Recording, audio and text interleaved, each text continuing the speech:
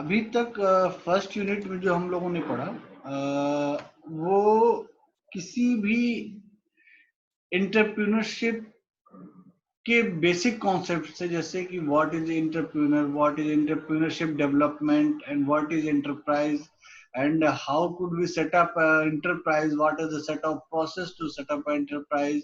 ये बेसिक चीजें थी कि मतलब किसी भी एंटरप्राइज को सेटअप करने के लिए, किसी भी ऑर्गेनाइजेशन को, स्मॉल स्केल इंडस्ट्री को सेटअप करने के लिए किन किन चीजों की जरूरत होती है, किन किन चीजों को हमें ध्यान में रखना पड़ता है। ठीक है, कुछ सेट ऑफ पॉलिसीज, रूल्स, यही सारी चीजें हमने फर्स्ट यूनिट में पढ़ा। ठीक है, फर्स्ट यूनिट में हमने ये पढ़ के सीख लिया है कि किसी भी स्मॉल स्केल इंडस्ट्री को या किसी भी प्रोजेक्ट को सेटअप करने के लिए हमें किन किन चीजों को ध्यान में रखना पड़ता है।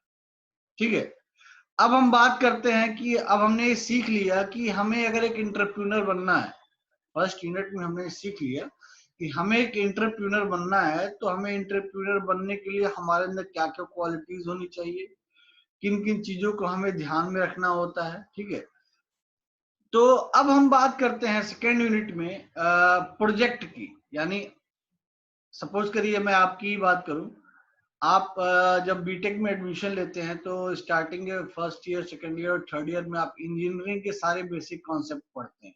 ठीक है, जब आप फाइनल ईयर में पहुंचते हैं तो आपको एक प्रोजेक्ट दे दिया जाता है कि आपको एक प्रोजेक्ट करना है। ठीक है, प्रोजेक्ट का मेन मतलब ये होता है कि आप अपनी कैपेबिलिटी शो करिए कि आप एक इंजीनियर बनने की क्वालिटी आपके अंदर आ गई है या नहीं आ गई है।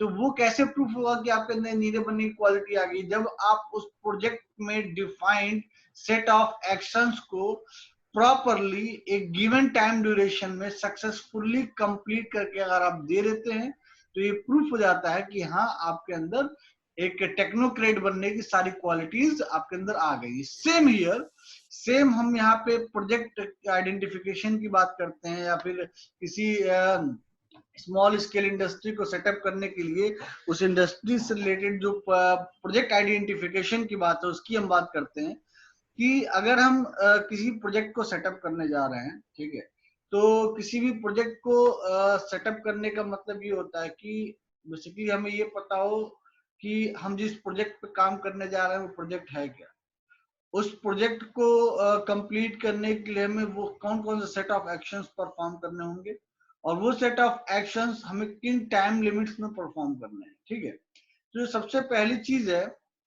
प्रोजेक्ट का आइडेंटिफिकेशन। क्योंकि अगर मैं ये बोलूं कि मैं एक एंटरप्रेन्योर बनना चाहता हूं, तो मैं एंटरप्रेन्योर बनना चाहता हूं मतलब मैं एक इंटरप्राइज सेटअप करना चाहता हूं। तो अगर मैं एक इंटरप्राइज सेटअप करना चाहता हूं तो वो इंटरप्राइज किसी स्पेसिफिक डोमेन या किसी स्पेसिफिक प्रोडक्शन फील्ड का ही इंटरप्राइज होगा। तो और उस इंटरप्राइज का बेसिक मोटो क्या है, प्रोडक्शन मोटो है या सर्विस सेक्टर है, क्या है उसका मेन मोटो, उसकी एक्टिविटी क्या है, हमें ये फाइंड आउट करना होता है। तो मेन चीज है किसी भी इंटरप्राइज को सेटअप करने का जो सबसे पहला स्टेप है कि हमें ये फाइंड आउट करना है कि बेसिक हमारा प्रोजेक्ट जो है वो प्रोजेक्ट क्या है। यानी प्रोजेक्ट आइडेंटिफिकेशन हमारा मेन मोटो होता है। जैसा देखिए यहाँ कह रहा है, an entrepreneur takes numerous decisions to convert his business idea into a running concern। Entrepreneur बहुत सारे आइडियाज लगाता है। ठीक है, अपना बहुत दिमाग लगाता है कि कैसे वो अपने आइडिया को एक रनिंग बिजनेस में कन्वर्ट कर दे।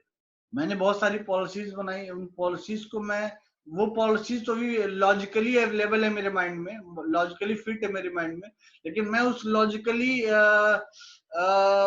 जो लॉजिकल बिजनेस मेरे माइंड में भी फिट है उसको मैं कैसे फिजिकल बिजनेस में कन्वर्ट करूं। ठीक है, ये एंटरप्रेन्योरशिप, जो एक एंटरप्रेन्योर होता है वो हमेशा इसमें अपना कॉन्सेप्ट लगाता रहता है कि कैसे हम अपने डिसीजंस को एक रनिंग बिजनेस में कन्वर्ट करें। तो अपने डिसीजंस को, अपने प्लानिंग को कैसे रनिंग बिजनेस में कन्वर्ट करें, तो उसका जो प्लान है वो, उसका प्लान में भी हो सकता है जब बिजनेस में कन्वर्ट हो तो बिजनेस फेल हो जाए, और उसका जो प्लान उसके माइंड में है जब वो बिजनेस में कन्वर्ट हो तो मे बी वो बिजनेस सक्सेसफुली रन कर जाए। तो उस बिजनेस के फेल होने और रन होने के बीच का जो गैप है वो डिपेंड करता है हमारे प्रोजेक्ट सिलेक्शन में। यानी अगर हमने प्रोजेक्ट सेलेक्ट सही किया है, यानी हमने शुरुआत अच्छी अगर कर दी है, तो समझ लीजिए हमारा आधा काम हो चुका। देखिए किसी ने बहुत अच्छा कहा है, द पॉपुलर इंग्लिश प्रोवर्ब, जो मैं लाइन सेलेक्ट कर रहा हूं उसको पढ़िएगा। द पॉपुलर इंग्लिश प्रोवर्ब, एक इंग्लिश में बड़ी अच्छी कहावत है, well begun is half done. अगर आपने शुरुआत अच्छी करी तो समझ लीजिए आपका आधा काम हो गया।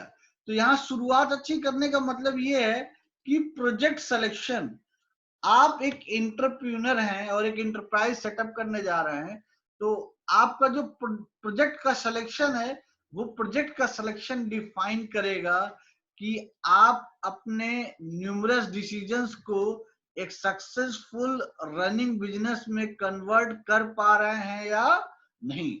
वही कह रहा है, his her decision making process starts with product selection.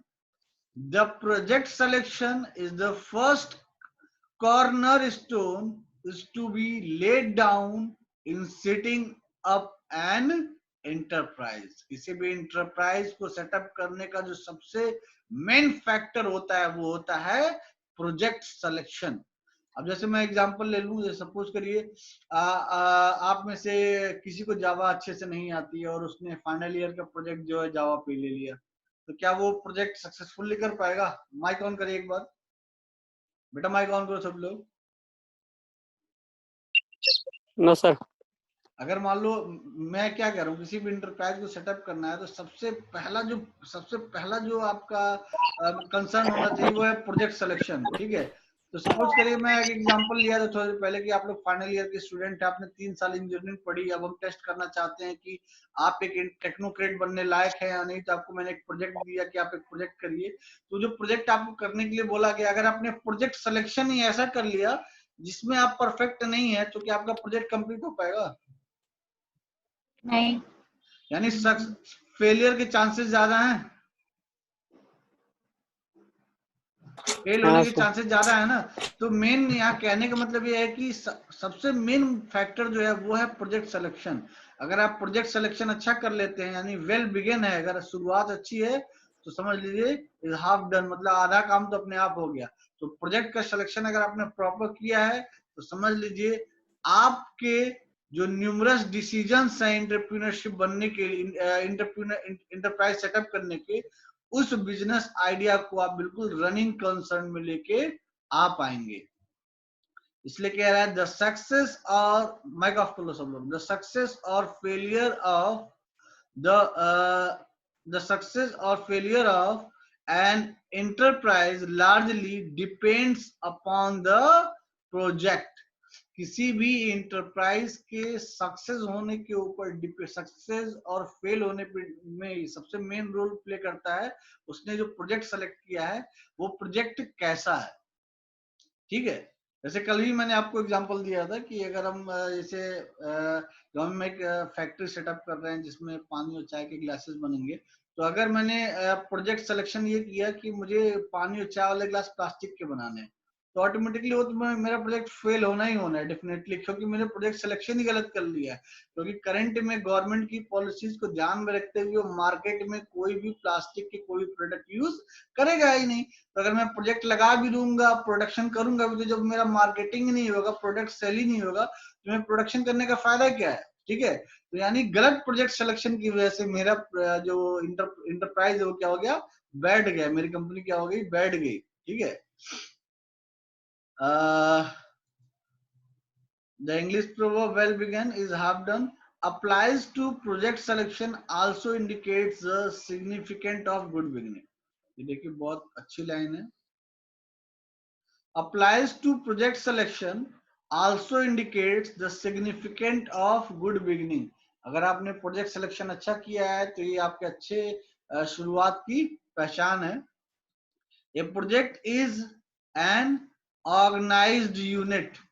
जो प्रोजेक्ट, हम नॉर्मली जो प्रोजेक्ट शब्द बोलते हैं, उस प्रोजेक्ट का मतलब ही होता है कि वो ऑर्गेनाइज्ड यूनिट हो and dedicated to the attainment of goal. Attainment of goal means the successful completion of a development project on time. यानी अगर मैं किसी प्रोजेक्ट को डिफाइन करूं तो उस प्रोजेक्ट को डिफाइन करने के लिए देखिए मैं 3 पॉइंट्स यहाँ यूज कर रहा हूं। पहला पॉइंट क्या रहा है, ए कोर्स ऑफ एक्शन। प्रोजेक्ट का मतलब है कि आपको ये पता होना चाहिए वो सेट ऑफ एक्शंस क्या परफॉर्म करने हैं आपको। जैसे हम कह रहे हैं ना कि प्रोजेक्ट का सिलेक्शन जो हमने किया है वो सही है या गलत है, तो ये हम कैसे समझ पाएंगे जो प्रोजेक्ट हम सेलेक्ट कर रहे हैं एंटरप्राइज सेटअप करने के लिए सर वो हाँ बेटा। सर अचानक से डिस्कनेक्ट हो गया था मेरा 2 मिनट के लिए, टोटल ज्वाइन करे तो बोला प्लीज वेट, मीटिंग मेरी छूट गई थी। अच्छा, नेटवर्क इशू कुछ ज्यादा है। हाँ, अचानक। अभी तुम बोल रही हो ना, तुम्हारी आवाज भी कट कट के आ रही है। हाँ सर, मुझे भी लग रहा है कि कुछ नेटवर्क प्रॉब्लम है, इससे पहले कभी नहीं हुआ, आज ही हुआ है बस। मैं अभी सुबह में जब सेशन स्टार्ट करने के लिए कनेक्ट कर रहा था 10 मिनट में खुद परेशान हुआ मतलब कनेक्ट करने के लिए। अभी हो गया है ना फिर? सर वही फिर आप कंटिन्यू। हाँ सर अभी हो गया।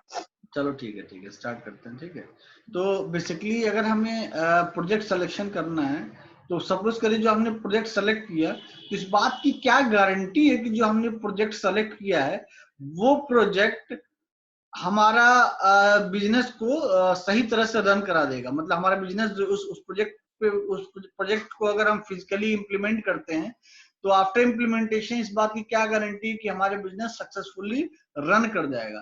तो इस चीज को इवेलुएट करने के लिए, ठीक है, इस चीज को इवेलुएट करने के लिए हम कुछ पॉइंट्स को अपने माइंड में रखते हैं। देखिए कह रहा है how your project partake of the following 3 basic attributes. यानी जब भी हम किसी प्रोजेक्ट को सेलेक्ट करते हैं तो हमें 3 एट्रीब्यूट्स को माइंड में रखना होता है। पहला क्या है, एक course of action, set of actions क्या क्या परफॉर्म करने हैं आपको अपने प्रोजेक्ट के लिए। ठीक है, दूसरा है स्पेसिफिक ऑब्जेक्टिव, आपके प्रोजेक्ट का ऑब्जेक्टिव क्या है, मेन गोल क्या है। और डेफिनेट टाइम पर्सपेक्टिव, कितना समय लेंगे आप अपने प्रोजेक्ट को कंप्लीट करने के लिए। तो अगर मान लीजिए मैंने कोई प्रोजेक्ट सेलेक्ट किया है एंटरप्राइज सेटअप करने के लिए, तो उस प्रोजेक्ट, वो जो प्रोजेक्ट हमने सेलेक्ट किया है वो सिलेक्शन हमारा सही है या गलत है, वो हमें फाइंड आउट हो जाएगा इन 3 एट्रीब्यूट से। यानी वो कौन कौन से एट्रीब्यूट हैं, course of action, specific objective. Specific objective मतलब कि हमारा गोल क्या है, बेसिकली उस प्रोजेक्ट को इंप्लीमेंट करने का मेरा गोल क्या है। तो कहीं ना कहीं वो गोल बता देगा कि हम जो करने जा रहे हैं वो सही कर रहे हैं नहीं कर रहे हैं। ये सेट कोर्स ऑफ एक्शंस बता देगा कि जो कोर्स ऑफ एक्शन में ये काम करने हैं, तो हमें पता चल जाएगा कि इन कामों में से कौन कौन सा काम हम नहीं कर सकते हैं। तो ऑटोमेटिकली पता चल जाएगा कि हम इस प्रोजेक्ट को सक्सेसफुली कंप्लीट कर पाएंगे या नहीं कर पाएंगे। डेफिनेट टाइम, कितना टाइम चाहिए हमें प्रोजेक्ट को सक्सेसफुली कंप्लीट करने के लिए। तो ये कुछ पॉइंट्स ऐसे हैं, इन पॉइंट्स को अगर हम अपने माइंड में रख के थोड़ा इवेल्युएशन करें अपने प्रोजेक्ट सिलेक्शन के रिगार्डिंग, तो हम ये फाइंड आउट कर पाएंगे कि जो हमारा प्रोजेक्ट सिलेक्शन है, जो हम सेलेक्ट कर रहे हैं प्रोजेक्ट, वो प्रोजेक्ट सिलेक्शन जब हम किसी भी इंटरप्राइज को सेटअप करेंगे उस पर फिट बैठेगा या नहीं बैठेगा। तो हमें ये कुछ चीजें माइंड में रखनी होती हैं कि किसी भी प्रोजेक्ट को इनिशियली सेलेक्ट करने से पहले। ठीक है, तो मेन पॉइंट हमारा सबसे पहला यही होता है किसी भी इंटरप्राइज को स्टार्ट करने के लिए कि हमारा प्रोजेक्ट का सिलेक्शन है जो है वो कैसा है। ठीक है, प्रोजेक्ट का सिलेक्शन ही मेन इंपॉर्टेंट पॉइंट है। नेक्स्ट टॉपिक है हमारा इसमें प्रोजेक्ट क्लासिफिकेशन। हम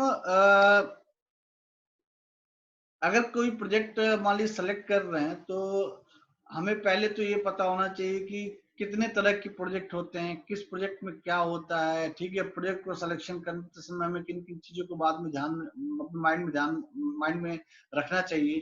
तो ये सब चीजें डिसाइड करने के लिए हमें पता होना चाहिए कि प्रोजेक्ट के क्या क्या क्लासिफिकेशन है, कितने टाइप्स के प्रोजेक्ट होते हैं। तो यहाँ पे देखिए प्रोजेक्ट क्लासिफिकेशन को इसने 3 पार्ट में कैटेगराइज किया है। ठीक है, पहला है quantifiable and non quantifiable projects, दूसरा है सेक्शनल प्रोजेक्ट्स, और तीसरा है टेक्नो इकोनॉमिक प्रोजेक्ट्स। ठीक है, तो प्रोजेक्ट तो वही सारे हैं, जैसे कि हम प्रोडक्शन करना चाह रहे हैं तो भी एक प्रोजेक्ट है, हम सर्विसेज देना चाह रहे हैं, सर्विस सेक्टर में जाना चाह रहे हैं तो भी एक प्रोजेक्ट है। ठीक है, ऐसे ये सारी चीजें क्या है प्रोजेक्ट। लेकिन इन प्रोजेक्ट को डिफाइन किया गया है तीन अलग अलग तरीकों से, जिसमें पहला तरीका है क्वांटिफिटेबल एंड नॉन क्वांटिफिटेबल प्रोजेक्ट, दूसरा है सेक्शनल प्रोजेक्ट्स, और तीसरा है टेक्नो इकोनॉमिक प्रोजेक्ट्स। ठीक है, यहां देखिए क्या रहा है, project classification helps in expressing and highlighting the essential feature of projects. यानी अगर हम प्रोजेक्ट का क्लासिफिकेशन कर देते हैं तो हमें पता चल जाता है कि किस प्रोजेक्ट की क्या क्या खासियत है। तो जब हमें प्रोजेक्ट की खासियत पता चल जाएगी तो बेसिकली हम अपनी क्वालिटी और अपनी कैपेबिलिटी और अपनी कैपेसिटी के अकॉर्डिंग ये फाइंड आउट कर पाएंगे कि प्रोजेक्ट का ये वाला जो फीचर है ये हमारी क्वालिटी, हमारी कैपेबिलिटी और हमारी कैपेसिटी से मैच खाता है, तो ये वाला प्रोजेक्ट सेलेक्ट करना हमारे लिए ज्यादा बेहतर होगा। इसीलिए किसी भी प्रोजेक्ट के सिलेक्शन से पहले हमें अपने माइंड में प्रोजेक्ट क्लासिफिकेशन रखना बहुत जरूरी होता है। हमें जानना चाहिए कि कौन सा प्रोजेक्ट, किस प्रोजेक्ट की क्या क्या फीचर्स हैं। ठीक है, जब तक हम उसके फीचर्स नहीं जानेंगे हम सही प्रोजेक्ट का सिलेक्शन नहीं कर सकते हैं। तो यहाँ पे देखिए कह रहा है the following are some of the important classifications of projects. तो प्रोजेक्ट कुछ क्लासिफिकेशंस दिए हैं, इसमें पहला क्वालिफिकेशन कह रहा है quantifiable and non quantifiable projects. Quantifiable का मतलब बेटा होता है, जैसे कि यहाँ देखो मैंने लाइन को डार्क किया हुआ है, क्वांटिटेटिव असेसमेंट ऑफ बेनिफिट। आप कोई भी प्रोजेक्ट सेटअप कर रहे हैं, किसी भी प्रोजेक्ट का सिलेक्शन अगर आप कर रहे हैं किसी भी इंटरप्राइज को लगाने के लिए, तो अल्टीमेटली उस इंटरप्राइज को लगाने का मतलब क्या है कि उस बिजनेस से, ठीक है, उस इंडस्ट्री से हमें कुछ ना कुछ प्रॉफिट मिले, कुछ बेनिफिट मिले। ठीक है, एक बार माइक ऑन करो बेटा।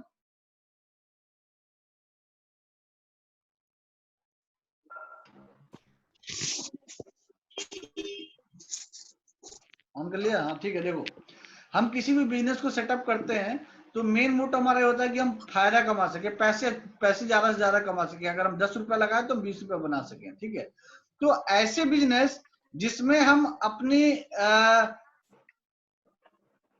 जैसे यूं कहें कि अपने बेनिफिट को, अपने प्रॉफिट को हम असेसमेंट कर सके, अपने बेनिफिट का हम असेसमेंट कर सके, उसका मूल्यांकन कर सके कि हमने कितना बेनिफिट कमाया। हम उसको क्वांटिटिवली उसको डिफाइन कर सके कि हमने इतने ट्रिलियन का बिजनेस किया, इतने बिलियन का बिजनेस किया। तो हम क्या कर रहे हैं, क्वांटिटिवली, क्वांटिटी के रूप में हम अपने बिजनेस का, अपने बेनिफिट का असेसमेंट कर पा रहे हैं। ठीक है, तो वो कहलाता है क्वांटिफिटेबल प्रोजेक्ट्स। ठीक है, लेकिन बेटा एक चीज बताओ मुझे, सब लोग रिप्लाई करना, ऐसे भी कुछ बिजनेस है क्या जिसमें हम फायदे की बात नहीं सोचते हैं? नहीं सर। हाँ सर हर बिजनेस में तो फायदे की बात सोचते हैं, तभी तो वो बिजनेस है। सॉरी सॉरी, बिजनेस, सॉरी मैं गलत वर्ड यूज कर लिया। प्रोजेक्ट, प्रोजेक्ट ऐसा भी कोई प्रोजेक्ट होता है क्या इसमें फायदे की बात नहीं सोचते हैं? नहीं सर। ऐसा कोई बिजनेस, नहीं ऐसा सर। ऐसा कोई प्रोजेक्ट नहीं होता है? हेलो, ये सर हमेशा हर कोई ना कोई बेनिफिट देखते हैं कि फ्यूचर क्या है, इसका क्या है स्कोप वगैरह, तो कुछ तो देखते हैं। अच्छा डिफेंस सेक्टर की अगर बात करूं, गवर्नमेंट डिफेंस सेक्टर में अगर कोई प्रोजेक्ट लगाती है तो डिफेंस सेक्टर में प्रोजेक्ट क्यों लगाती है? क्या उससे पैसा कमाने के लिए, अपने डिफेंस को, अपने कंट्री के डिफेंस सेक्टर को स्ट्रॉन्ग करने के लिए? अगर सर गवर्नमेंट, डिफेंस सेक्टर करने के लिए। हाँ तो अगर गवर्नमेंट हेल्थ हेल्थ के बहुत सारे प्रोजेक्ट अगर लेके आ रही है तो हेल्थ के प्रोजेक्ट क्या वो अपने बेनिफिट के लिए लेके आ रही है, अपना पैसा कमाने के लिए लेके आ रही है, या पब्लिक को फैसिलिटीज देने के लिए लेके आ रही है? पब्लिक को फैसिलिटीज देने के लिए लेके आ रही है। हाँ वेरी गुड बेटा। बहुत सारे प्राइमरी स्कूल हैं, आप भी जानते हैं, और हर प्राइमरी स्कूल के टीचरों की सैलरी 40-50 हजार रुपए, और पढ़ाई कितनी होती है कुछ नहीं है, आप भी जानते हैं।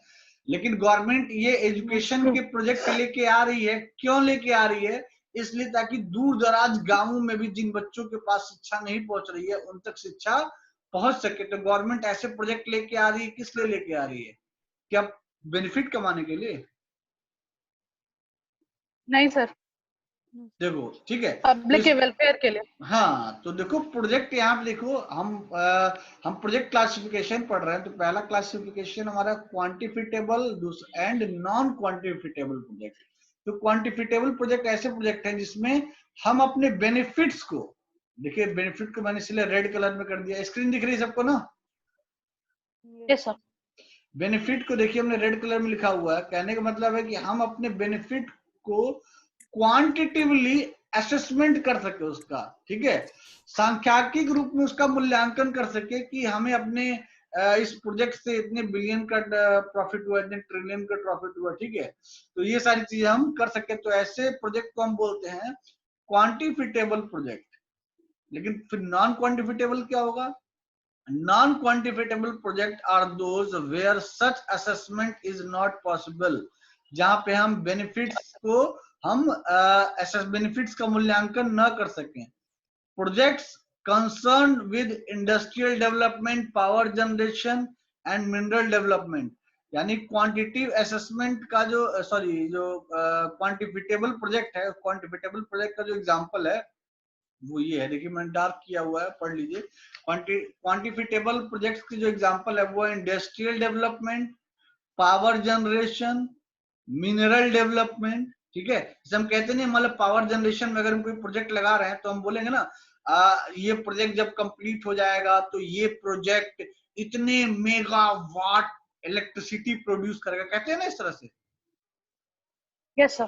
तो ये क्या हम क्वांटिटी उसकी डिफाइन कर पा रहे हैं ना, उसके प्रोडक्शन को, उससे होने वाले बेनिफिट को, उससे प्रोडक्शन को और उससे होने वाले बेनिफिट को हम क्या कर पा रहे हैं? क्वांटिटिवली असेसमेंट कर पा रहे हैं, उसका सांख्यिकीय रूप में उसका मूल्यांकन कर पा रहे हैं कि ये जो पावर जनरेशन प्लांट हमने लगाया है, ये पावर जनरेशन प्लांट कितना मेगावाट इलेक्ट्रिसिटी प्रोड्यूस करेगा, ठीक है। ये इंडस्ट्री जो हम लगा रहे हैं, ये इंडस्ट्रीज कितने number of products per hour बनाएगी। ये जो हम मिनरल यहाँ यहाँ जो ओर या मिनरल यहाँ से निकाल रहे हैं, एक दिन में कितने मिलियन टन यहाँ से मिनरल से और निकलेंगे, ठीक है। तो हम क्या कर पा रहे हैं? उस प्रोजेक्ट का क्वांटिटिव असेसमेंट कर पा रहे हैं, सांख्यिकीय रूप में उसका मूल्यांकन कर पा रहे हैं कि हाँ इस प्रोजेक्ट से कितना बेनिफिट हो रहा है। इतना क्लियर है बेटा? Yes sir. ठीक है। वही अगर मैं ये जो एग्जांपल मैंने बताया, industrial development, power generation and mineral sector, ये तो एग्जांपल था क्वांटिफिटेबल प्रोजेक्ट्स। क्वांटिफिटेबल प्रोजेक्ट्स का मतलब वो प्रोजेक्ट जिसमें हम क्वांटिटेटिव असेसमेंट कर सकते हैं अपने बेनिफिट का, ठीक है। तो ऐसे प्रोजेक्ट जो कि नॉन क्वांटिफिटेबल प्रोजेक्ट्स हैं, उसके एग्जांपल क्या होंगे? ठीक है, उसके एग्जांपल है ये तो हो गया, fall in quantifiable category, while projects involve health, education and defense fall in the second category। second category का मतलब है नॉन क्वांटिफिटेबल प्रोजेक्ट्स। तो नॉन क्वांटिफिटेबल प्रोजेक्ट्स का एग्जांपल क्या हो गया हमारे पास? एक तरह से हेल्थ सेक्टर हो गया, हेल्थ प्रोजेक्ट हो गया, एजुकेशन प्रोजेक्ट हो गया, डिफेंस के प्रोजेक्ट हो गए। ये सारे प्रोजेक्ट्स के थ्रू हम क्वांटिटिव असेसमेंट नहीं करते हैं अपने लाभ का, अपने फायदे का सांख्यिकीय मूल्यांकन करने की कोशिश नहीं करते हैं। तो प्रोजेक्ट को हमने नहीं बेसिकली करते। हाँ दो पार्ट में, जो फर्स्ट वाला क्लासिफिकेशन था उसमें दो पार्ट में क्लासिफाई किया है, क्वांटिफिटेबल प्रोजेक्ट एंड दूसरा है नॉन क्वांटिफिटेबल प्रोजेक्ट। तो ये क्लियर है सबको? Yes sir. Yes sir. आगे बढ़े। दूसरा क्लासिफिकेशन हमारे प्रोजेक्ट का है सेक्शनल प्रोजेक्ट्स। सेक्शनल प्रोजेक्ट्स मतलब उनके कार्य क्षेत्र के आधार पे, ठीक है, उनकी स्पेशलिटी के आधार पे हम कैटेगराइज कर दें कि कौन सा प्रोजेक्ट है, ये कौन सा project, like agricultural and allied sector, कृषि से या उससे जुड़े हुए क्षेत्र के प्रोजेक्ट्स, ठीक है। इरिगेशन एंड पावर सेक्टर, क्या बोलते हैं, सिंचाई का क्षेत्र या बिजली उत्पादन का क्षेत्र हो। इंडस्ट्री एंड माइनिंग सेक्टर, कोई इंडस्ट्री सेटअप करें जो प्रोडक्ट्स का मैन्युफैक्चरिंग करती हो या और माइनिंग का सेक्टर हो, ठीक है। Transport and communication sector, information technology sector and miscellaneous, ऐसे बहुत सारे हो सकते हैं, कोई मतलब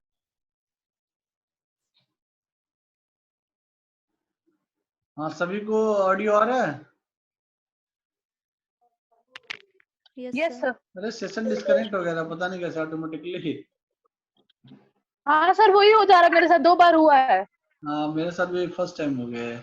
अच्छा, ये कह रहे हैं स्नैपशॉट ले लो कोई एक स्टूडेंट और मुझे व्हाट्सएप कर देना, ठीक है, नंबर ऑफ पार्टिसिपेंट्स का। स्क्रीन दिख रही है जो स्क्रीन शेयर की है? आपको लेक्चर नोट्स दिख रहा है ना? नहीं सर, अभी नहीं दिख। अभी नहीं दिख रहा तो है? सर एक मिनट, नहीं, अभी तो नहीं दिख रहा है सर। एक मिनट, एक मिनट।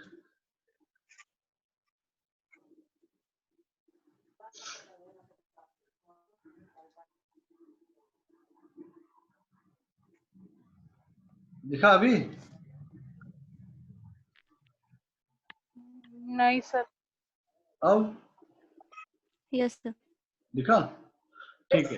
यस तो सर। हम जो प्रोजेक्ट का क्लासिफिकेशन पढ़ रहे थे, तो प्रोजेक्ट का क्लासिफिकेशन जो पहला क्लासिफिकेशन था वो क्वांटिफिटेबल एंड नॉन क्वांटिफिटेबल प्रोजेक्ट था। दूसरा क्लासिफिकेशन हो गया हमारा सेक्शनल प्रोजेक्ट्स, ठीक है। तीसरा क्लासिफिकेशन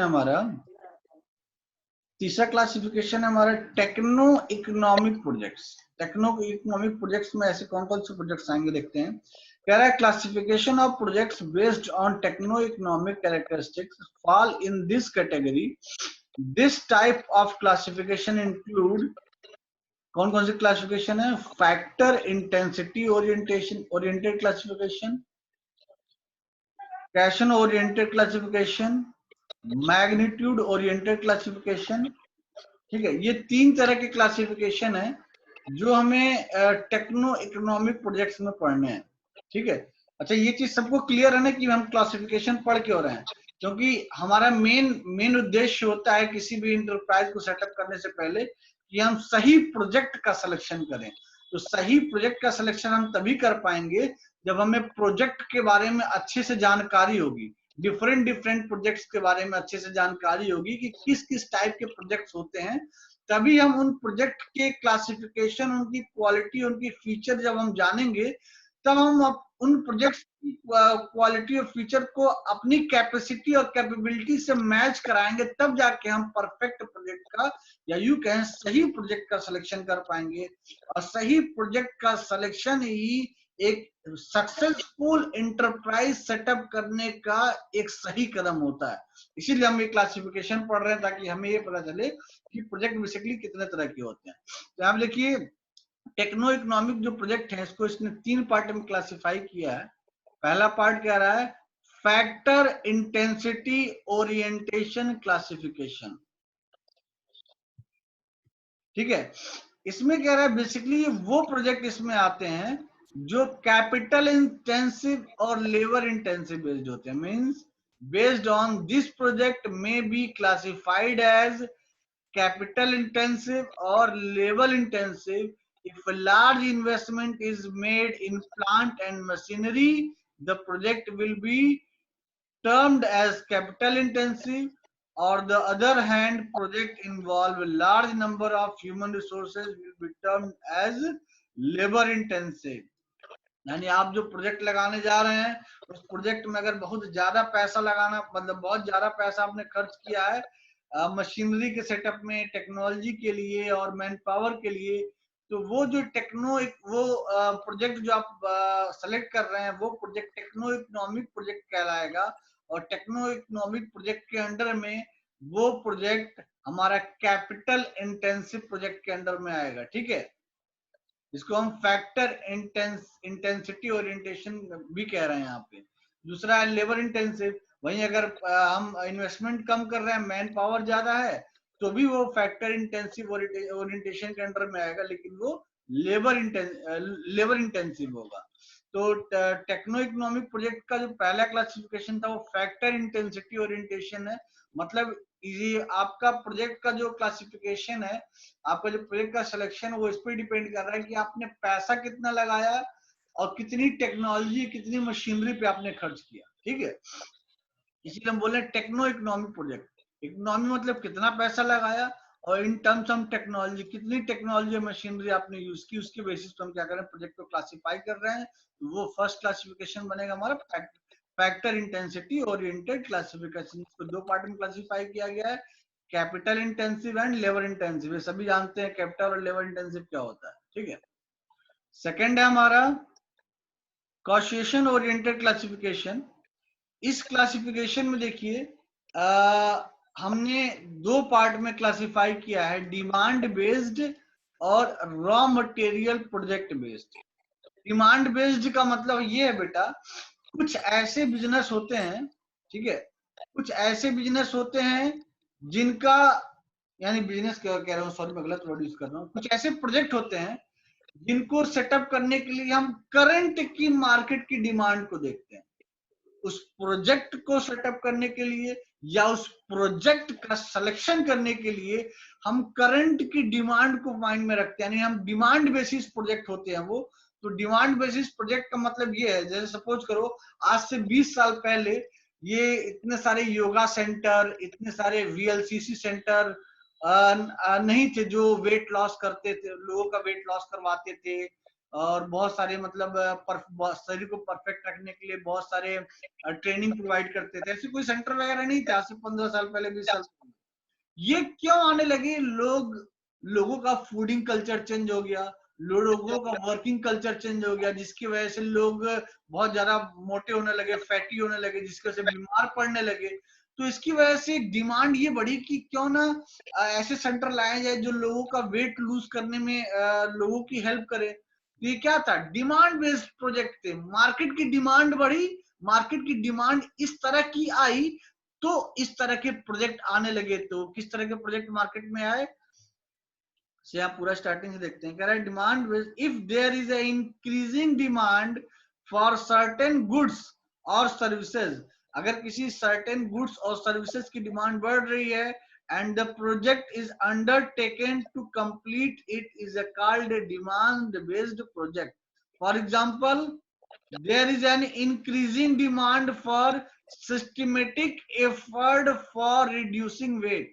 मार्केट में बहुत लोगों की डिमांड है कि हमें कोई ऐसा सिस्टमेटिक वे बताए, कोई सिस्टमेटिक तरीका बताए, कुछ ऐसा हमें एफर्ट करने के लिए बताए कि हम अपने वेट को सही तरह से रिड्यूस कर सकें।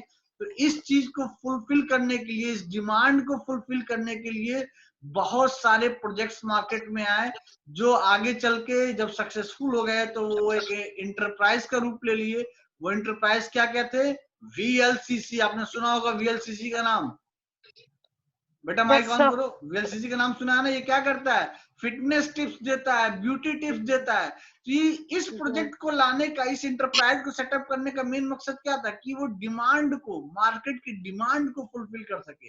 वरना वीएलसीसी आज से 15 साल पहले तो नहीं था, ठीक है, डिमांड बेस्ड था। योगा क्लब्स आने लगे। योगा पहले ने, योगा था, योगा तो बहुत युगों से चला आ रहा है, लेकिन योगा का ट्रेंड इतना नहीं था, लोग इतना जानते नहीं थे योगा के बारे में।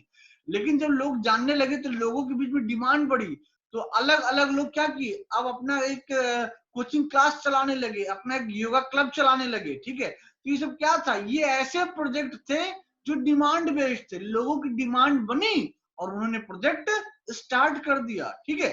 तो इसी का कॉशिएशन ओरिएंटेड क्लासिफिकेशन में दूसरा जो क्लासिफिकेशन है वो कह रहा है रॉ मटेरियल बेस्ड प्रोजेक्ट, यानी ऐसे प्रोजेक्ट जिनका सिलेक्शन हम इस बेसिस पे करते हैं कि उस प्रोजेक्ट का रॉ मटेरियल क्या है। जैसे सपोज करिए मुझे किशमिश बनाने की फैक्ट्री लगानी है बेटा, एक बार माइक ऑन करो सभी लोग।